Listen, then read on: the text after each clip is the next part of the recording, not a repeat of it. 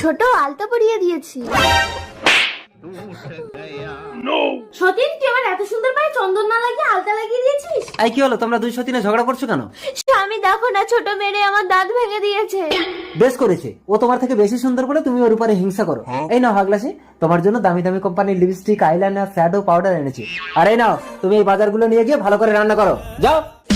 দেখলে আমার গা হাত জ্বালা করে আমার হাগলাসি। স্বামী, ওর কিন্তু দাঁত পড়ে ফোগলা হয়ে গেছে, ওকে আর ভালোবাসবে না। ঠিক আছে সোনা।